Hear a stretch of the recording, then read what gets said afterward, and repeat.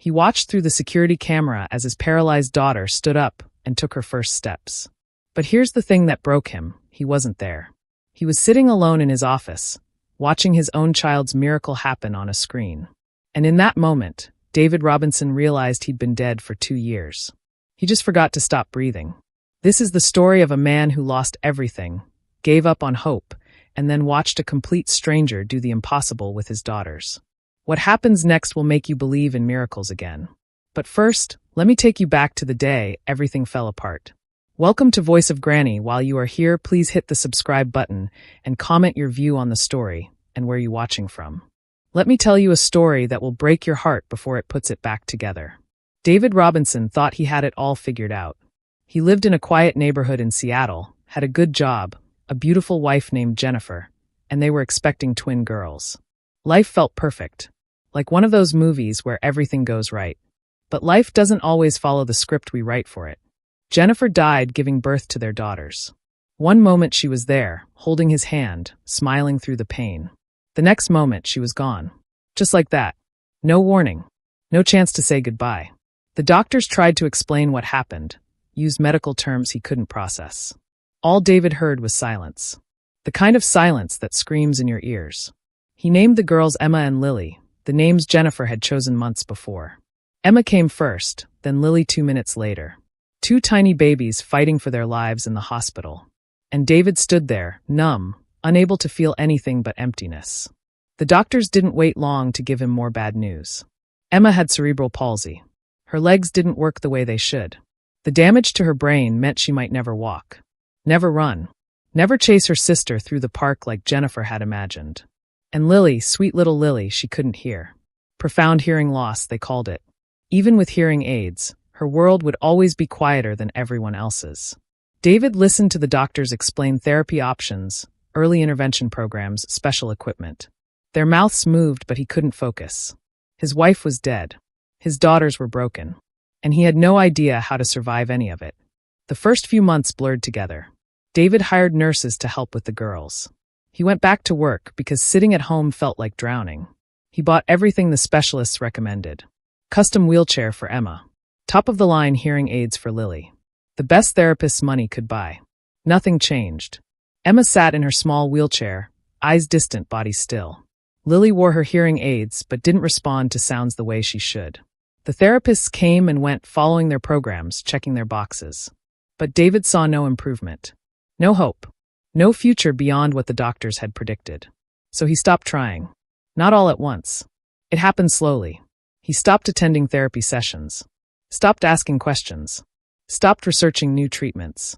He hired caregivers to manage the daily routine, and he disappeared into his work. Into his office. Into the cameras he installed throughout the house. Yes, cameras. Everywhere. After the 3rd caregiver quit without notice, David lost faith in people. The 4th one stole from him. The 5th talked about his daughters to her friends like they were tragic objects to pity. The 6th posted photos of Emma's medical equipment online for attention. Each betrayal carved him deeper. Made him harder. More suspicious. So David watched everything through screens. He sat in his office at night, reviewing footage, looking for the next person who would hurt his family. Looking for the next reason to believe that trusting anyone was a mistake. He'd hired and fired 9 caregivers in 18 months. 9 people who either couldn't handle the job or broke his trust. 9 failures that proved what he already knew. He was alone in this. Him and 2 daughters he loved, but didn't know how to reach anymore. Jennifer would have known what to do. She would have fought for the girls with everything she had. But Jennifer was gone. And David had buried his fight right next to her. Then came number 10. Her name was Rachel Bennett. 27 years old. Quiet. Serious. She showed up on a Tuesday morning with nothing but a small backpack and calm eyes. David barely looked at her during the interview. He handed her a folder with rules and schedules. Medical protocols. Emergency contacts. A list of things she was not allowed to do. No improvising, he said, his voice flat. Follow the plan exactly. The doctors know what they're doing. Rachel nodded. I understand. But David didn't believe her. He didn't believe anyone anymore. He watched her through the cameras that first day. Watched her meet Emma and Lily. Watched her read through their medical charts. Watched her move through the therapy room like she was studying every detail. She seemed competent, professional, too good to be true. David waited for her to mess up, to cut corners, to pull out her phone and ignore the girls, to prove she was just like all the others. But she didn't. Day after day, Rachel showed up on time, followed the routine, spoke gently to the girls. And something else, something David noticed but tried to ignore. She looked at Emma and Lily like they mattered. Not like patients. Not like broken children who needed fixing. Like they were people. Like they were worth something beyond their diagnosis. It made David uncomfortable. Because if they were worth fighting for, then what did it say about him that he'd stopped fighting? So he watched her closer. Waiting. Always waiting for the moment she would fail. He had no idea that Rachel was about to teach him what faith looked like. What hope felt like when you stopped being afraid of it. But that's a story for the next part. 3 weeks passed and Rachel Bennett was still there. David couldn't believe it. Every other caregiver had either quit or been fired by now. But Rachel kept showing up, day after day, quiet and steady. No drama. No complaints. Just work. But it wasn't just work. David could see that through his cameras. Rachel had changed things. Small things at first. She moved Emma's wheelchair next to Lily's special chair so the twins could see each other better. She brought in soft blankets from home, colorful ones that made the therapy room feel less like a hospital. She added a plant by the window. Children should see things grow, she said to the day nurse once. David heard it through the speakers. He should have stopped her. The therapy room had a specific setup approved by the doctors. But he didn't say anything. Because when Rachel moved the girls closer together, something happened. Emma turned her head toward her sister. It was small, just a slight movement. But it was the first time David had seen Emma acknowledge Lily in months. His throat tightened watching it. Then Rachel did something that made David reach for his phone to call her and fire her immediately. She stopped following the protocol. It started with music. Rachel brought a small speaker into the therapy room one morning. She set it down and pressed play. Soft piano music filled the room. Not the therapeutic sound program the girls were supposed to have on Thursdays. Just music. Beautiful, simple music. David's finger hovered over the call button. But then Emma smiled. His daughter, who barely showed expression, smiled at the sound of that music. David's hand froze. He watched Rachel kneel beside Emma's wheelchair. Watched her move to the music, gentle swaying motions. Watched Emma's eyes follow her movements. Then Rachel started singing. Not performing. Just singing softly along with the melody. And she was using sign language at the same time. Her hands moved in patterns, shapes, words that Lily could see even if she couldn't hear. Lily's eyes locked onto Rachel's hands. Focused. Present. David leaned closer to the monitor. Both his daughters were engaged. Actually engaged. Not staring at walls. Not lost in their own worlds. They were there with Rachel in that moment. "What are you doing?" David whispered to the empty office. But he didn't stop her. The next day, Rachel did something even worse. She got down on the floor with Emma and started moving her legs. Not the way the physical therapist did it once a week. Different. Rhythmic. Like she was teaching Emma's muscles to remember something. Left leg, right leg. Left leg, right leg. Over and over. Patient. Steady. And while she did this, she talked to Emma. "Your legs are strong, sweetheart. They just forgot how to work together. But we can remind them. We can teach them." David watched, jaw clenched. This wasn't in any therapy plan. No doctor had prescribed this. Rachel was making it up. Experimenting on his daughter. He should fire her. Right now. But Emma's leg moved. Just slightly. Just a small response to the pattern Rachel was creating. But it moved on its own. David's breath caught. He kept watching. Rachel moved to Lily next. She sat in front of her, signing slowly, clearly. Teaching her new words. Not from the speech therapy program. Just words Rachel thought Lily should know. "Love," Rachel signed, then pointed to her own heart. "You are loved." Lily's small hands tried to copy the movement. Clumsy. Uncertain. But trying. David's eyes burned. For 18 months, he'd paid specialists. Bought expensive equipment. Followed every medical recommendation. And his daughters had stayed the same. Trapped in their limitations. Rachel had been here 3 weeks and his daughters were trying. That night, David couldn't sleep. He sat in his office until 3 a.m, reviewing footage. Watching Rachel work with the girls. Watching his daughters respond to her in ways they never responded to anyone else. He opened his laptop and searched, neuroplasticity in children with disabilities. Articles filled his screen. Medical journals. Research studies. Stories of children who'd exceeded their diagnosis through intensive, creative therapy. Through belief. Everything Rachel was doing, it was there in black and white. Real science. Real hope. And David had almost fired her for it. His hands shook as he closed the laptop. The next morning, he went to confront her. He walked to the therapy room and pushed open the door without knocking. Rachel was on the floor with both girls. Emma's legs in her hands, moving in that pattern. Lily watching, learning the rhythm through sight. Rachel looked up. No fear in her eyes. No guilt. Just calm. Mr. Robinson. What are you doing? David's voice came out harder than he meant. I'm teaching them, Rachel said simply. That's not the protocol. No, it's not. David stepped into the room. I gave you specific instructions. Follow the medical plan. Don't improvise. Rachel gently set Emma's legs down and stood. She faced him directly. The medical plan has them sitting still all day with minimal stimulation. That's not treatment, Mr. Robinson. That's giving up. The words hit like a punch. The doctors know what they're doing, David said, but his voice wavered. The doctors gave you statistics, Rachel replied, her tone still calm but firm. They told you what usually happens. They didn't tell you what's possible. And you think you know better? Rachel looked at Emma and Lily, then back at him. I know that your daughters deserve someone who believes in them. Not in their diagnosis. In them. Silence fell between them. David's throat tightened. You're giving them false hope. When this doesn't work, they'll be devastated. They're 2 years old, Mr. Robinson. They don't know what false hope is. They only know how they feel right now. And right now, they feel someone believing in them. She paused. Maybe for the first time. The words broke something inside him. David turned and walked out without another word. But he didn't fire her. Because deep down, in a place he'd locked away, he was starting to wonder. What if she's right? What if I'm the one who gave up? That question terrified him more than anything else. David couldn't stop watching anymore. Not just to catch Rachel making mistakes. Not just to protect his daughters from another betrayal. He watched because something real was happening in that house, and he didn't understand it. Week 4. Rachel had completely abandoned the protocol. She created her own routine. Every morning, she'd sit with both girls for 10 minutes before starting any exercises. Just sitting. Being present.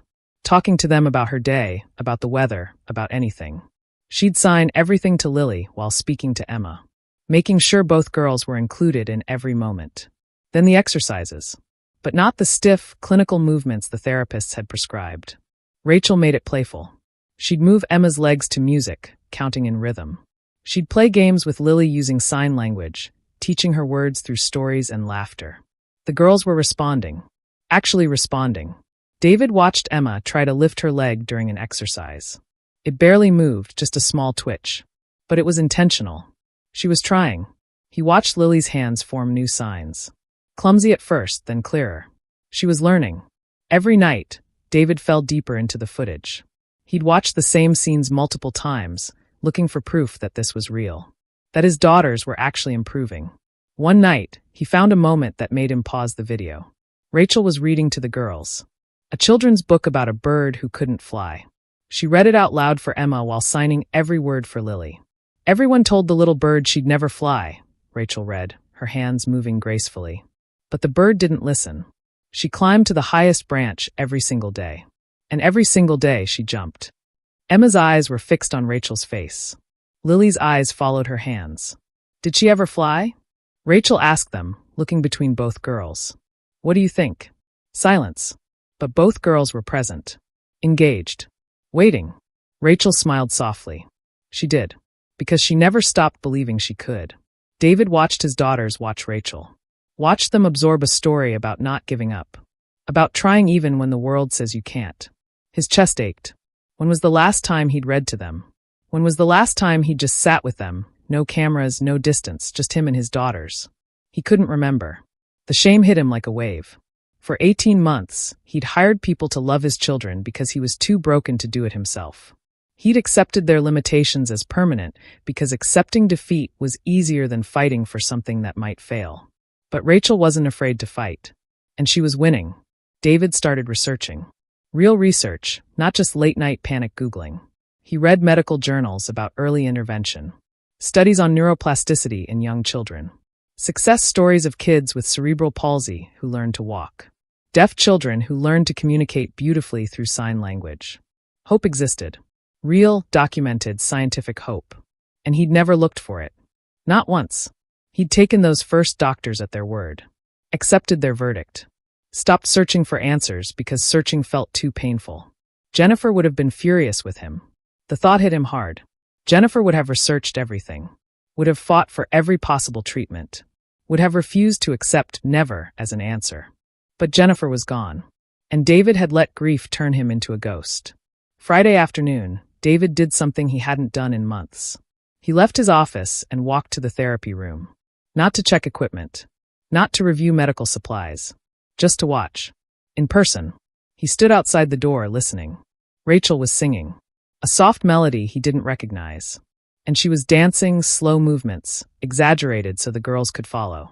David peered through the crack in the door. Emma was watching Rachel's feet. Her own legs were moving slightly, trying to copy the rhythm. Lily's hands were moving too, creating her own signs to match the music she could see but not hear. They were dancing. In their own way, his daughters were dancing. David's throat closed up.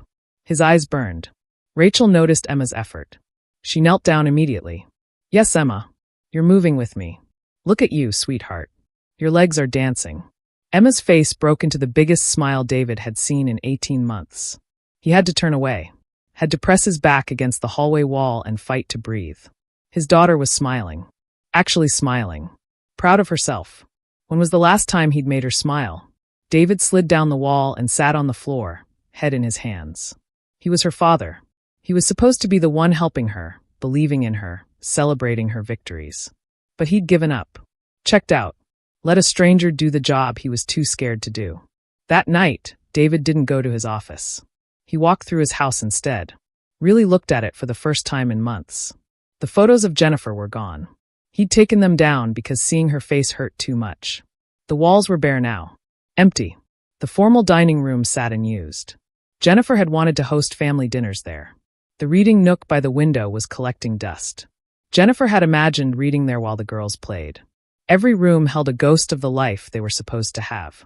David found himself standing outside the nursery. The door he hadn't opened since the girls came home from the hospital. He turned the handle slowly. 2 cribs still stood there, perfectly made. Jennifer had decorated this room herself. Soft yellow walls. A painted mural of flowers and butterflies. A rocking chair in the corner. This was supposed to be their beginning. Instead, it became a tomb for dreams that died. David sat in the rocking chair. It creaked under his weight. He picked up the blanket Jennifer had folded over the arm, pressed it to his face, and cried. Not quiet tears. Deep, shaking sobs that came from somewhere he'd locked away. All the grief he'd been holding. All the fear. All the shame of failing his daughters when they needed him most. I'm sorry, he whispered to the empty room. To Jennifer. To Emma and Lily. To himself. I'm so sorry. He didn't know how long he sat there. But when he finally stood up, something felt different. Lighter. Like crying had cracked open a door he'd thought was sealed forever. David walked back downstairs. The house was quiet. Rachel had left for the day. The girls were probably sleeping. He went to the therapy room. The door was open. Emma and Lily were in their beds, small bodies still, breathing steady. David approached slowly. His heart pounded. He knelt between their beds and just looked at them. Really looked at them. Not through a screen. Not from a distance. Emma had Jennifer's nose. Lily had her eyes. They were beautiful. Both of them. Perfect in their own way. I'm going to do better, David whispered. I promise. I'm going to try. He didn't know if they could hear him. Didn't know if they understood. But he meant it. For the first time in 18 months, David Robinson was ready to fight for his daughters. He just didn't know that tomorrow, everything would change. That in less than 24 hours, he'd witness something that would shatter every limitation he'd ever believed. But tonight, in the quiet darkness, a father sat with his daughters and chose hope. Thursday afternoon. David sat at his desk, trying to work. But his mind kept drifting to the therapy room. To his daughters. To Rachel and whatever small miracle she might be working today. His phone buzzed. Motion alert. Living room. David frowned. The girls should be in the therapy room at this hour. Rachel kept a strict schedule. He picked up his phone and opened the security app, expecting to see them taking a break or maybe having snack time. What he saw made his heart stop. Emma's wheelchair sat against the wall. Empty. Lily's special chair next to it. Also empty. Panic shot through David's chest. Something happened. An emergency. Where were they? Then he saw them. Center of the living room. Hardwood floor gleaming in the afternoon sunlight. Emma was standing. On her own 2 feet. Legs shaking but holding her weight. Actually standing. And Lily stood next to her, one small hand gripping Emma's shoulder for balance. David's breath caught in his throat. His whole body went rigid. This wasn't possible. The doctors said Emma would never walk. Never stand on her own. Her muscles weren't developed enough. The brain damage was too severe. But there she was. Standing. Rachel knelt on the floor about 6 feet away. Her arms stretched wide open. Tears streamed down her face. "Come on, sweet girls," she said softly, her hands signing the words at the same time. "Come to me. You can do this." David's hands shook so hard he almost dropped the phone. Emma moved first. Her small foot lifted off the ground, hovered in the air, then came down again, inches forward. A step. His daughter just took a step. David's vision blurred. His heart pounded so loud he could hear it in his ears. Lily moved next, still holding Emma's shoulder. She took a step too. Not perfect. Wobbly. But she moved forward. They were walking. Together. Emma took another step. Her legs trembled violently. She looked like she might fall at any second. But she didn't stop. Lily kept pace beside her, her balance better than her sister's. She was guiding Emma. Supporting her. Rachel's face was a mess of tears and joy. "Yes, babies. Yes. Keep coming. I'm right here." David watched his daughters take another step. And another. 4 steps total. 4 impossible steps. Then Emma stumbled. Lily tried to catch her, but they both started to fall. Rachel lunged forward and caught them both, gathering them into her arms, pulling them against her chest. All 3 of them collapsed onto the floor in a tangle of arms and legs. Rachel was sobbing openly, holding the girls like they were the most precious things in the world. "I knew it," she cried. "I knew you could. Oh my God, I knew it." David's phone slipped from his hands. It clattered onto the desk, but he didn't hear it. His legs gave out. He slid down from his chair, back scraping against the desk until he sat on the floor of his office. His daughters just walked. His paralyzed daughter just walked. And he watched it happen through a screen. Something broke inside David. Not broke like damage. Broke like a dam bursting. Every emotion he'd locked away for 18 months came flooding out at once. He pressed both hands over his face and wept. Deep, shaking sobs that came from the deepest part of him. The grief. The shame. The fear. The hope he'd been too scared to feel. His daughters could walk. They could walk. And he'd almost given up on them. Almost accepted that they were broken. Almost stopped believing they could be anything more than what those first doctors said. But Rachel believed. A stranger believed what their own father couldn't. David cried until his body ached. Until his throat was raw. Until he had nothing left inside. Then he stood up. His legs felt weak, hollow. But they carried him out of his office. Down the hallway. Past all the empty spaces where Jennifer's photos used to hang.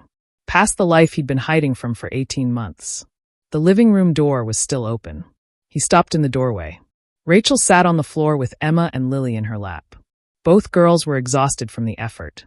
Their small bodies rested against her chest. Rachel held them gently, her face still wet with tears, but smiling. Really smiling.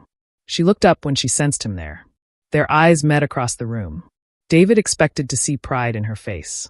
A look that said, "I told you so." But that's not what he saw. He saw compassion. For him. Rachel didn't say anything. Just watched him with those calm, steady eyes. Still holding his daughters. Still being the person they needed. David's legs gave out for the second time. He dropped to his knees in the doorway. Couldn't move. Couldn't speak. Rachel gently shifted the girls. She signed something to Lily, who nodded. Then she looked at David. "They wanted to surprise you," she said softly. "We've been practicing for 2 weeks. 2 weeks. For 2 weeks, his daughters had been learning to walk, and he'd been too busy watching through cameras to see it happening." "How?" David's voice cracked. "How did you know they could?" Rachel looked down at Emma and Lily. Then back at him. "I didn't know, Mr. Robinson. I just believed it was possible. And I couldn't live with myself if I didn't try." The words hit him like a physical force. David crawled forward on his knees. Slowly. like approaching something sacred. When he reached them, his hands shook as he touched Emma's face. Then Lily's. His daughters. His beautiful, strong, impossible daughters. "I'm sorry," he whispered. "I'm so sorry." He gathered them into his arms, pulled them close, pressed his face against their small heads and breathed them in. Really felt them for the first time in so long. "I gave up on you," he said, voice breaking. "I was so scared of losing more that I stopped seeing what I still had. I'm sorry. I'm so sorry." Emma's small hand touched his face. Lily's fingers signed something against his chest. "Daddy." David's heart shattered and rebuilt itself in the same moment. Rachel quietly moved back, giving them space. But David reached out and grabbed her hand. "Don't go," he said. "Please." She nodded and stayed. They sat there together on the living room floor. A broken father holding his daughters. A faithful woman who refused to accept impossible. Two empty wheelchairs pushed against the wall. David looked at Rachel through blurred vision. "You gave them their legs back." Rachel shook her head. "No, Mr. Robinson. They gave themselves their legs. I just reminded them they could try." David closed his eyes. Jennifer would have loved this woman. Would have loved this moment. Somewhere he believed his wife was watching. And maybe finally she was proud of him again. The afternoon light shifted through the windows. The house felt different. Not empty anymore. Not silent. Alive. David held his daughters tighter and let himself feel something he'd forgotten existed. Real hope. The kind that costs everything and gives back even more. He didn't know what tomorrow would bring. More therapy. More challenges. More work. But for the first time in 18 months, David Robinson wasn't afraid of tomorrow. Because he finally understood. Miracles don't need permission. They just need someone brave enough to believe they're possible. And sometimes miracles need a father to wake up and start believing again too. 3 months later, David sat on the floor of the therapy room, a place he'd only watched through screens for so long. Now he was there every day. Emma stood between his knees, holding his hands for balance. Her legs were stronger now. She could stand for almost a full minute without help. "Ready?" David asked. Emma nodded, determination on her tiny face. David let go of one hand. Emma wobbled but stayed upright. Then he let go of the other. For 5 seconds, Emma stood completely on her own. Her arms stretched out like a tightrope walker. Her face scrunched with concentration. Then her legs started to shake. David caught her before she fell, pulling her into a hug.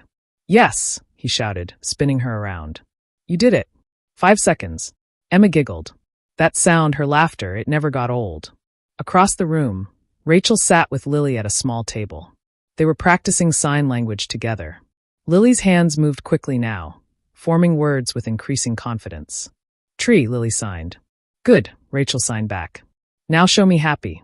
Lily's hands moved to her chest, circling outward. Her face broke into a huge smile. David watched them, his heart full in a way he'd forgotten was possible. Life looked different now. Not perfect. Emma still used her wheelchair for long distances. Lily still couldn't hear the world the way others did. But they were growing, learning, becoming more than their diagnosis. And David was there. Actually there. Not hiding in his office. Not watching through cameras. Present. He'd learned to sign so he could talk to Lily. Spent hours practicing until his hands could say, "I love you, and I'm proud of you, and I'm here." He'd learned the therapy exercises so he could work with Emma every evening. They'd made it their routine. Just the two of them. Father and daughter. Trying together. Rachel was still there too, but her role had changed. She wasn't just a caregiver anymore. She was family. The person who'd saved them all by refusing to give up. Some evenings, after the girls were asleep, David and Rachel would sit in the living room and talk. About progress. About setbacks. About Jennifer. David could talk about his wife now. Could remember the good without drowning in the grief. Rachel listened without judgment, without trying to fix him. Just listened. "She'd be proud of you," Rachel said one night. David looked down at his hands. "I don't know about that. I wasted so much time. You found your way back. That's what matters." David wanted to believe that. Most days he did. Some days the guilt still crept in, reminding him of all the months he'd lost. All the moments he'd missed. But then Emma would take a few steps on her own, or Lily would sign a new word she'd learned, and David would remember. It's not about the time you lost. It's about what you do with the time you have left. The house felt different too. David had repainted the nursery, turned it into a proper bedroom for the girls. Put up the photos of Jennifer again. Let her smile back into their lives. He opened the curtains. Let light into rooms that had been dark for too long. Started using the dining room for family dinners, even if family was just him, Rachel, and 2 little girls in high chairs. The fountain in the garden worked again. David had it fixed. Sometimes he'd take the girls outside, and they'd watch the water together. Emma loved it. She'd reach toward the spray, laughing when drops hit her face. Lily would feel the vibrations of the water through the stone basin, her eyes wide with wonder. Small things. Normal things. The life Jennifer had wanted for them. One Saturday morning, David took the girls to the park. Just the 3 of them. He pushed Emma's wheelchair along the path while Lily walked beside them, holding onto the armrest. They stopped near the playground. David lifted Emma out of her chair and set her on the grass. She stood there, wobbling but strong, and took 2 steps toward a flower. Other parents watched. Some with curiosity. Some with pity. David used to hate those looks. Now he didn't care. Let them watch. Let them see what his daughter could do. Lily tugged on his hand. When he looked down, she signed, "Swing." "You want to swing?" She nodded eagerly. David lifted her onto the baby's swing and pushed gently. Lily threw her head back, feeling the wind on her face even if she couldn't hear the world rushing by. Pure joy. Emma watched from the grass, clapping her hands. This was what Jennifer wanted. Not perfection. Not a life without challenges. Just moments. Simple, beautiful moments of being together. David's eyes burned, but they were good tears this time. That night, after the girls were asleep, David sat in his office. The monitors were still there, but he rarely used them anymore. Didn't need to. He trusted Rachel. More importantly, he trusted himself to be present. He opened his laptop and started typing. An email to the specialist who'd first diagnosed Emma. "Dear Dr. Peterson, you told me 2 years ago that my daughter would never walk, that her cerebral palsy was too severe, that I should prepare for a life of limitations. I'm writing to tell you that yesterday, Emma took 7 steps on her own. I'm not writing this to prove you wrong. I'm writing because other parents will sit in your office and hear the same words I heard. And I want you to tell them something else too. Tell them about neuroplasticity.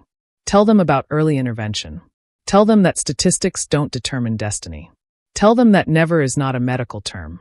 It's a limitation we put on ourselves. Most importantly, tell them not to give up. Because miracles happen when we stop being afraid to believe in them." David signed his name and hit send. He closed the laptop and walked upstairs. Checked on Emma and Lily one more time before bed. They slept peacefully, their small bodies still.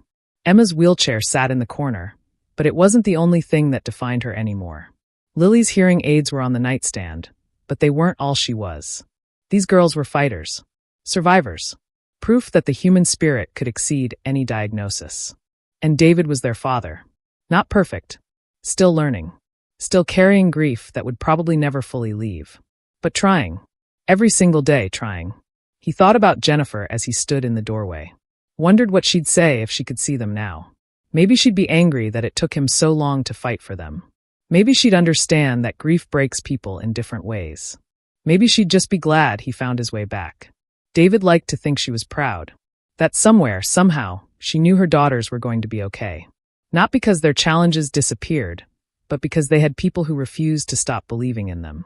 "Thank you," David whispered to the empty hallway. To Jennifer. To Rachel. To whatever force in the universe gives people second chances. Then he went to bed. And for the first time in 2 years, David Robinson slept peacefully. Because tomorrow, Emma might take 8 steps. Lily might learn 5 new signs. And David would be there to see it. Not through a camera. Not from a distance. Right there. Present. Believing. That's all miracles really need. Someone brave enough to believe they're possible. And someone willing to fight for them when everyone else says to give up. David had learned that lesson the hard way. But he'd learned it. And that made all the difference. The end. If this story touched your heart, please subscribe, like this video, and share it with someone who needs to hear it. We all face impossible situations sometimes. But impossible is just a word. It's not a destiny. Tell me in the comments. Have you ever witnessed a miracle? Have you ever been the miracle someone else needed? Your story matters. Share it below.